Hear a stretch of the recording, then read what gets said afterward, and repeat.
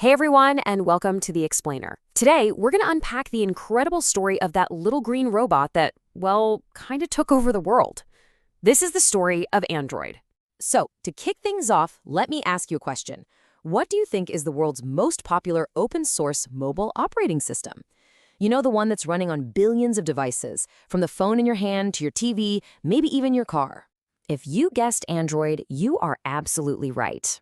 At its core, it's an open-source OS built on the Linux kernel, and it was designed from the ground up for the touchscreen world we all live in now. So how did it get so unbelievably big? Well, in this explainer, we're going to cover its pretty unexpected origin story.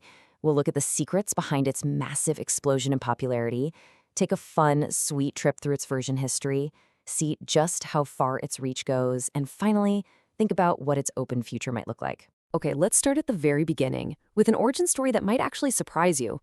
See, this thing wasn't born inside some huge corporation. It all started with a tiny startup that had a really big idea. And when you look at the timeline here, it's just wild how fast everything happened. Android Inc. gets founded in October 2003. Just 2 years later, Google sees the potential and snaps them up. By 2007, they formed the Open Handset Alliance to get everybody on board. And just 1 year after that, the first ever Android phone hits the market. From a tiny company to a major product launch in 5 years, that's basically light speed. But that fast start, that was just the beginning. So how did Android take that initial momentum and become this global phenomenon? Well, it really came down to a few key, secret ingredients.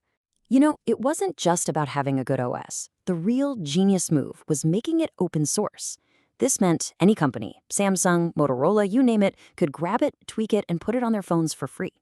All of a sudden, you have this massive competitive world of devices at every possible price point, something a closed system just couldn't compete with in terms of pure variety and volume.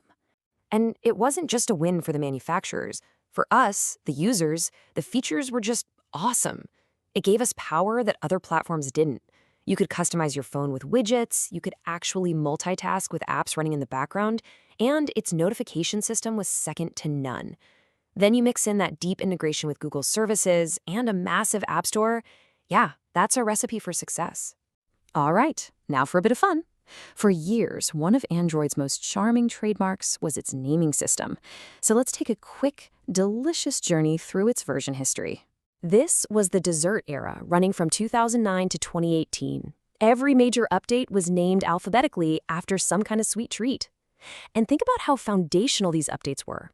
Cupcake gave us on-screen keyboards and widgets. Can you even imagine a phone without those? Eclair brought us turn-by-turn navigation in Google Maps for free. KitKat introduced the OK Google voice command, and Pi brought in the gesture navigation that so many of us use today. Each sweet name really did mark a huge step forward. But then in 2019, with Android 10, the dessert names were retired for a simpler numbering system. And in this modern era, the focus has kind of shifted.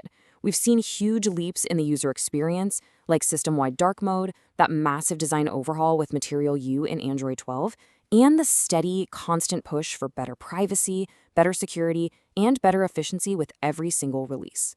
All those features and versions powered an incredible expansion. Today, Android is, well, it's truly everywhere. It's powering a whole lot more than just the phone in your pocket. And yeah, of course, smartphones are the biggest piece of the pie, sitting at around 60%. But just look at the rest of this. Tablets, TVs, and wearables each make up a really significant chunk of the market. It just goes to show how flexible Android is. It can adapt to almost any device you can think of. It's really a whole universe of devices. We're talking tablets, smartwatches running Wear OS, Android TV in our living rooms, and Android Auto in our cars. It even goes into weirder stuff like e-readers, cameras, game consoles, and even home appliances. Thanks to that open nature, if a device has a screen, there's a pretty good chance someone has put Android on it. So after this whole journey, it's worth coming back to that one principle that started it all. Because that principle is more important now than ever when we look to the future. When you look at the whole story, the takeaway is crystal clear. Android won because it was open. That openness created flexibility, which attracted a huge ecosystem of partners who all competed with each other to build the best stuff. It was a strategy that could scale in a way that no closed system ever could. And that leaves us with one final big question to think about. As our world gets more and more connected, with smart homes and wearables and augmented reality, What is the future for an operating system that at its heart is a free and open platform for literally anyone to build upon? The possibilities are, well, they're truly endless.